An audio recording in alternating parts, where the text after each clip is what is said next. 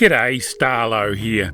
There's an area on the relatively remote northwest corner of Tasmania that tends to fly under the radars of most travelling fishos. Stretching from about Wynyard around to Marrawa, this far-flung corner of the island state has much to offer. Characterised by big tides, strong currents, clear water and some of the cleanest air on the planet, it can be an absolute paradise on the right day. But be warned, the weather here is fickle, fast changing and often foul. Joe and I knew all that when we planned our stay at the Montagu campground, 16 kilometres or so west of Smithton. We took our boat with us and we hooked up with our old mate Rory Muller, who now lives outside Hobart. We couldn't wait to explore these new waters and we were blown away by what we found. Islands, reefs and extensive fertile flats characterise this area, providing home to prolific sea life. Offshore, the water looks more like something you'd expect to see in tropical Queensland, although a glance at the temperature gauge soon dispels that illusion. The turquoise flats seem to stretch forever, punctuated by weed patches, rocky outcrops, channels and holes. You could easily think you were looking at coral bommies. Massive smooth rays glide across these flats as they feed, often accompanied by schools of Australian salmon and silver trevally, although not today it seems. Still, we couldn't wait to get a line in the water, and our first priority was to target some squid, both to eat and to use as fresh bait. These waters are home to prolific numbers of southern calamari, and Rory's a dab hand at fooling these cephalopods, so we weren't too surprised when it was his jig that was the first one to be attacked by a trio of squid. After a couple of half-hearted grabs, one squid finally shot its tentacles out and seized Rory's jig before squirting clouds of ink in its futile attempt to escape. Rory played the squid smoothly and led it towards the waiting landing net, but it kept propelling away from the mesh, squirting plenty of ink in the process. It seems even the old hands sometimes fail to duck at exactly the right moment. Oh, man, I didn't get it. Oh, cut it out. He slimed you. You got it dribbling off your beard. Looks like something about Mary. It's all over your hat. Oh, that looks like ink, actually. From that point on, the squidding just got better and better, with double and even triple hookups coming to the boat. Not a bad one. Head on No, it. he's not.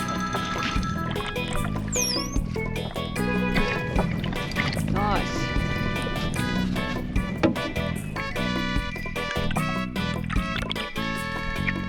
It pays to hold them in the water and let them unload their ink supply. Right, Rory?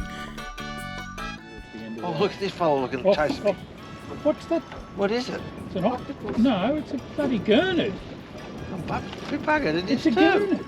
Even the fish were getting in on the act. What's that? Gee whiz, that's a fish.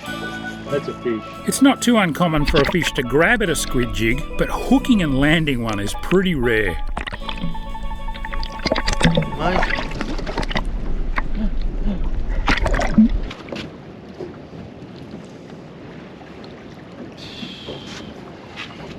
Gurnard on a squid jig. I wouldn't read about it. It's well hooked, too. Stray gurnard aside, we had plenty of squid to eat and use as bait now. It was time to chase a King George whiting.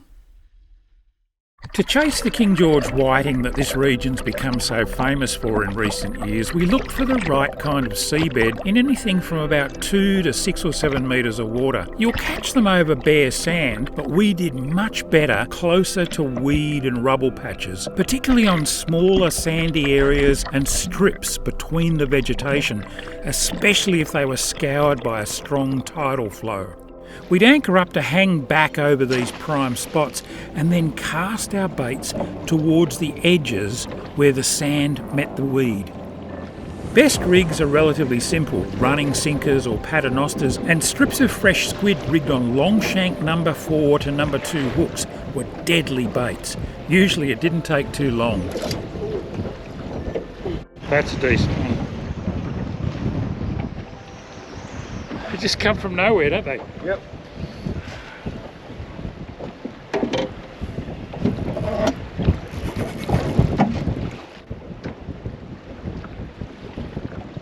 And it's a big one.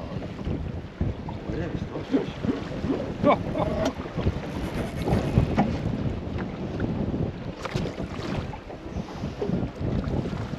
What happened with that? Scotty's first King George! Woohoo!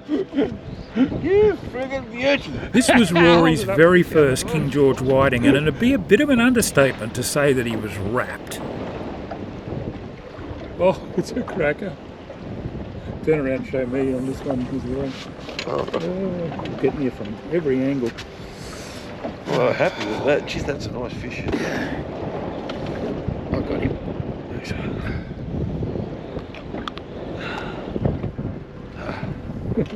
Yeah, beautiful. Leather jackets are delicious.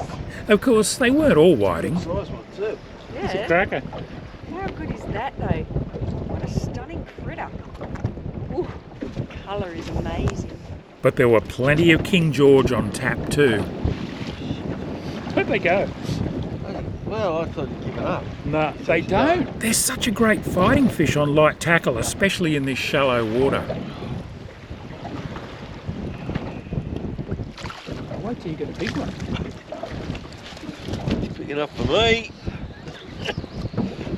Jeez. Nice fish. Thanks, mate. How big's that one? 43, 42. Just a rat.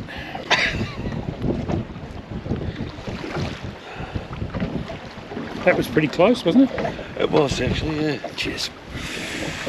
Oh, jeez, I like these fish. I like them too, Rory, and Tasmania is the home of them.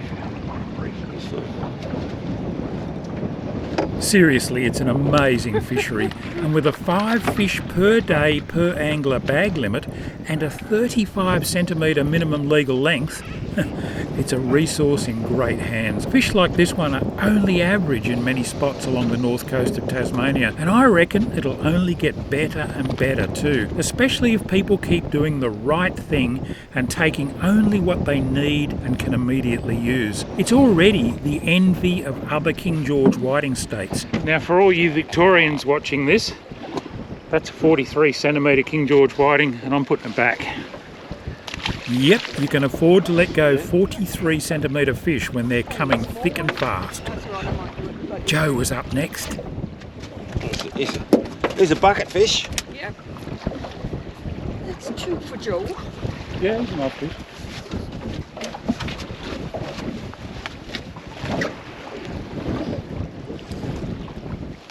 Just another average 44 centimetre fish.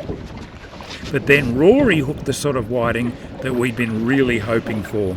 I'm not tight on them, they just kind of sit for a bit. The real big ones seem to take a little while to wake up. Yeah, that's away. Listen to that drag sing.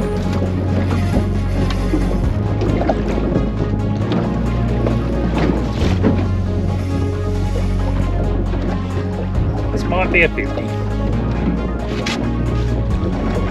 Oh yes! That's a big whiting. Take your time.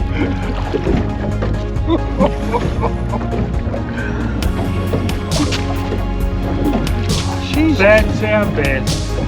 You're gonna knock off my 50. Oh! Yeah. Oh! Rory! It's a good one. A good one?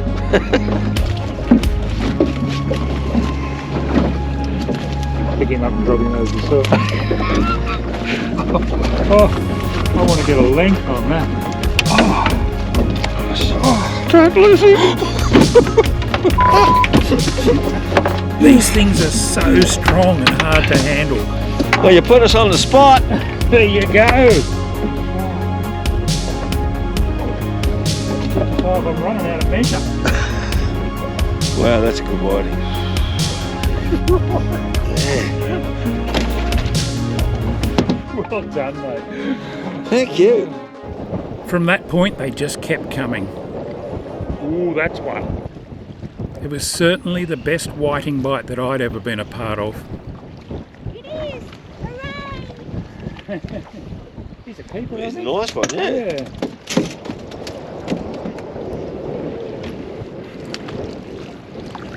He's a keeper. Oh, he's a keeper.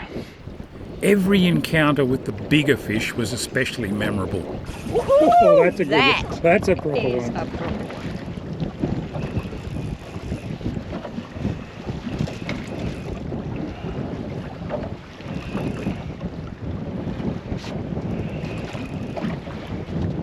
There's a bit of weight in this one. Yeah. We'll be netting this one, I think.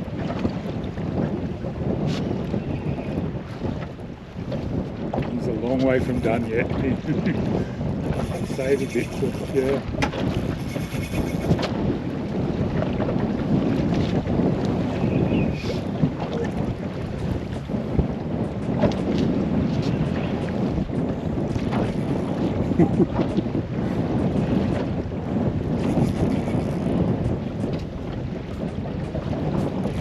It's quite a distinctive fight, isn't it? It is, yeah. He's not huge, he's just a goer.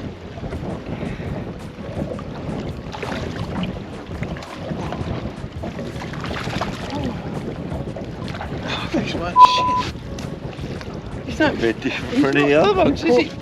You can get him. It's a good run of whiting. It certainly was a good run of whiting, and Joe's next fish was definitely above the average. It's a good one too. Oh, yes. Oh, that's the opposite me, I think.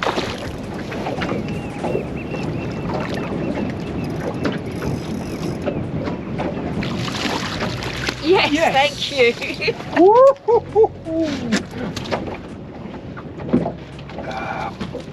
Oh no!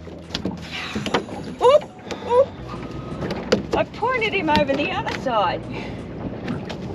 Oh, he's a slippery little sucker. Right, fortunately he's still pinned. I got him, yay. Have I beaten the 50 mark? No. Damn, keep trying. But close. Close but no cigar. All too soon we had our bag limits, despite letting go most of the fish under 42 or 43 centimetres in length. What a phenomenal fishery this is, and what a wonderful place Montagu is, especially on a lovely day like this. It was a delightful cruise back to the multi-lane ramp. Seriously, if you ever get the chance to visit this special corner of the world, do it. Montagu Campground is a great place to stay too. Until next time, this is Starlo wishing you tight lines.